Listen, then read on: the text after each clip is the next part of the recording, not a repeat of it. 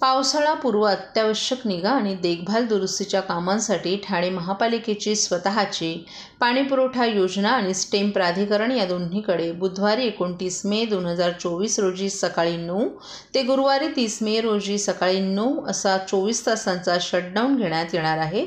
त्यामुळे या काळात ठाणे महापालिका क्षेत्रातील घोडबंदर रोड, लोकमान्य नगर, वर्तक नगर, साकेत, ऋतुपार्क, जेल, गांधीनगर, रुस्तमजी, सिद्धांचल, इंदिरानगर, रूपादेवी, श्रीनगर, समतानगर, सिद्धेश्वर, इटर्निटी आणि जॉन्सन यांच्यासह मुंब्रा आणि कळवा यांचा काही भाग येथील पाणी पुरवठा 24 तासांसाठी बंद राहणार आहे। शटडाऊन संपल्यावर पाणीपुरवठा पूर्वपदावर येईपर्यंत 1 ते 2 दिवस कमी दाबानं पाणीपुरवठा होण्याची शक्यता आहे। तरी नागरिकांनी पाण्याचा आवश्यक साठा करून ठेवावा, तसंच पाणी काटकसरीने वापरून सहकार्य करावं असं आवाहन ठाणे महानगरपालिकेनं केलं आहे।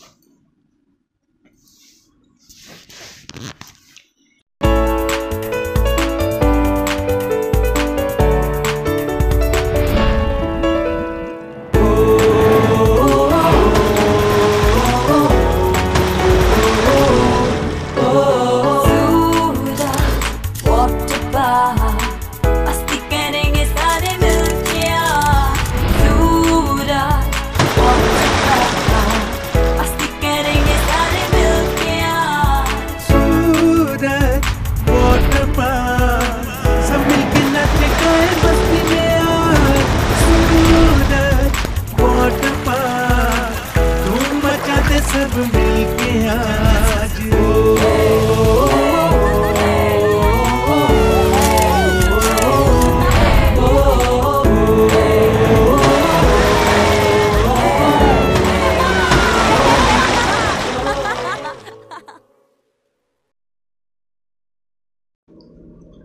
इयत्ता 12वीच्या निकालानंतर यावर्षीचा इयत्ता 10वीचा निकाल आज जाहीर झालाय। ठाणे जिल्ह्याचा निकाल 95.56% इतका लागलाय। गेल्या वर्षीप्रमाणे यंदाही पुन्हा एकदा मुलींनी निकालात बाजी मारली असून मुलींचा 96.79% निकाल लागलाय, तर मुलांचा निकाल 94.39% इतका लागला आहे। जिल्ह्यात एकूण 1,08,378 इतके विद्यार्थी उत्तीर्ण झाले असून त्यामध्ये 53,780 इतक्या मुली उत्तीर्ण झाल्या, तर 54,598 इतकी मुलं उत्तीर्ण झाली आहेत। आज दुपारी 1 वाजता ऑनलाईन निकाल जाहीर झाला, त्यामुळे इंटरनेटवर सर्वांनीच आपला निकाल पाहिला। हा निकाल पाहण्यासाठी सायबर कॅफे, घरी, मोबाईल आणि संगणकावर विद्यार्थ्यांनी आपला निकाल पाहण्याचा आधार घेतला आणि उत्तीर्ण झालेल्या विद्यार्थ्यांनी एकच जल्लोष केला। जिल्ह्यातील एकूण 1,13,403 विद्यार्थी परीक्षेला बसले होते। यामधून 57,841 मुलं आणि 55,562 मुलींनी ही परीक्षा दिली होती।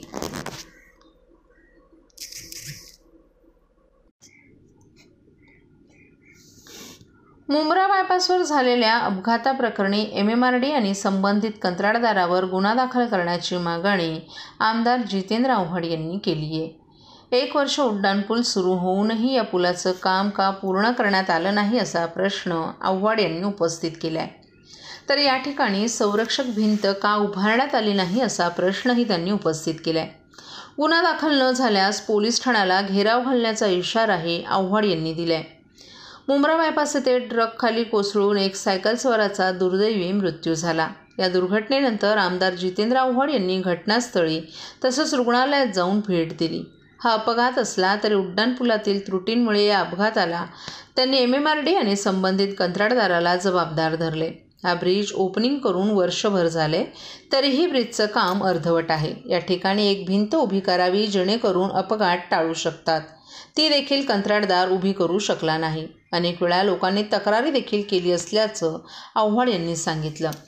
मुंब्रा परिसरात जे 2 उड्डाणपूल तयार झाले आहेत ते उड्डाणपूल तसेच सर्व्हिस रोड बांधण्यासाठी आपण मागणी केली होती। सगळी जबाबदारी कंत्राटदार तसंच MMRDच्या अधिकाऱ्यांची असून त्यांच्यावर गुन्हा दाखल केला पाहिजे अशी मागणीही त्यांनी केली आहे। जर गुन्हा दाखल न झाल्यास येत्या काही दिवसातच या मुंब्रा बायपास हायवे बंद करण्याबरोबरच पोलीस स्टेशनला घेराव घालण्याचा इशाराही जितेंद्र आव्हाड यांनी यावेळी दिला।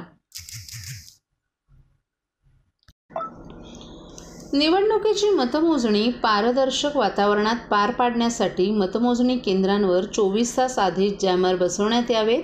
मतदान केंद्राच्या अर्धा किलोमीटर परिघाच्या क्षेत्रात कोणत्याच मोबाईल कंपन्यांचे नेटवर्क उपलब्ध राहणार नाहीत, ब्लूटूथ आणि वायफाय चालणार नाहीत, यासाठी विशेष उपाययोजना करण्यात यावी अशी मागणी ठाणे लोकसभा मतदारसंघातील महाविकास आघाडीचे उमेदवार राजन विचारे यांनी निवडणूक आयोगाकडे केली आहे. लोकसभा निवडणूक झाल्यानंतर EVM मशीन ठेवलेल्या अनेक स्ट्रॉंग रूममध्ये अनेक व्यक्तींनी संशयास्पद हालचाली केल्या आहेत. त्यामुळे उमेदवारांसह नागरिकांमध्ये EVM मशीनबाबत संशयाचं वातावरण तयार झाले. ठिकठिकाणी संशयास्पद हालचालींवर शिवसेना आणि महाविकास आघाडीच्या कार्यकर्त्यांनी आक्षेप घेतलाय. त्याच धर्तीवर ठाणे लोकसभा मतदारसंघातील शिवसेनेचे उमेदवार राजन विचारे यांनी निवडणूक आयोगाकडे ही मागणी केली आहे. मतदारसंघात EVM मशीन जमा करण्यात आलेल्या सर्व स्ट्रॉंग रूममध्ये CCTV यंत्रणा बसवण्यात यावी, त्याचा प्रत्येक दिवसाचा अहवाल देण्यात यावा, या CCTV यंत्रणेचं थेट प्रक्षेपण उमेदवारांना उपलब्ध होईल याची व्यवस्था करण्यात यावी अशी मागणीही राजन विचारे यांनी यापूर्वीच निवडणूक आयोगाकडे केली आहे. EVM मशीन हॅक केल्या जात असल्याची चर्चा सर्वत्र सुरू आहे. त्यामुळे मतमोजणीबाबत प्रश्नचिन्ह निर्माण झाले. म्हणून मतमोजणी पारदर्शक वातावरणात व्हावी यासाठी मतमोजणी केंद्रांवर उच्च क्षमतेचे जामर बसवण्यात यावेत. मतमोजणी केंद्राच्या अर्धा किलोमीटर परिघाच्या क्षेत्रात कोणत्याही कंपनीच्या मोबाईलला नेटवर्क राहणार नाही अशी या जामरची तीव्रता असावी. त्याचबरोबर मतमोजणी केंद्रात कोणत्याही कंपनीचे ब्लूटूथ आणि वायफाय चालणार नाहीत, याबाबतही दक्षता घेण्यात यावी असंही राजन विचारे यांनी आपल्या पत्रात नमूद केले. सर्व नागरिकांना आवाहन करण्यात येत आहे की सध्या डासांमार्फत पसरणाऱ्या डेंग्यू या आजाराचा प्रसार रोखण्यासाठी प्रत्येकाने पुढील प्रमाणे कार्यवाही करावी. डेंग्यू आजार एडिस इजिप्ती हा डास चावल्याने होतो. या डासांची पैदास साचलेल्या किंवा साचवलेल्या स्वच्छ पाण्यामध्ये होते. 8 दिवसांपेक्षा जास्त दिवस पाणी उघडे व साचून राहिल्यास त्यात डास अंडी घालतात. अंड्यांच्या अळ्या तयार होऊन पुढे डास तयार होतात. यासाठी आपल्या घरातील पाणीसाठे उदाहरणार्थ बॅरल्स, पिंपे, टाक्या, हौद, रांजणे इत्यादी दर आठवड्याला रिकामे करून घासून पुसून कोरडे करून पुन्हा भरावे. 1 दिवस कोरडा दिवस म्हणून पाळावा. पाणी साठ्यांना घट्ट झाकणे बसवावीत किंवा जुनी साडी, चादर, धोतर यांनी बांधून झाकून ठेवावीत, म्हणजे डास त्यात जाऊन अंडी घालणार नाहीत. घराच्या गच्चीवर, आजूबाजूला, अंगणात कोठेही पाणी साचू देऊ नये. भंगार सामान उघड्यावर टाकू नये. उदाहरणार्थ टायर्स, प्लास्टिक सामान, कुंड्या, टाकाऊ वस्तू इत्यादी. अशा सामानात पावसाचे पाणी साठून त्यात डेंग्यूच्या डासांची पैदास होते. घरातील कूलर्स, फ्रीजच्या पाठीमागील ट्रे हे देखील वेळोवेळी कोरडे करावेत. लक्षात ठेवा, नुसत्या फवारणीने डास घनता कमी होत नाही, तर त्यासाठी डास पैदास ठिकाणे नष्ट करणे ही आपल्या सर्वांची जबाबदारी आहे. कोणताही ताप अंगावर न काढता जवळच्या शासकीय रुग्णालयात मोफत औषधोपचार घ्या. अशा प्रकारे नागरिकांनी सहकार्य केल्यास डेंग्यूचा प्रसार रोखणे सहज शक्य आहे.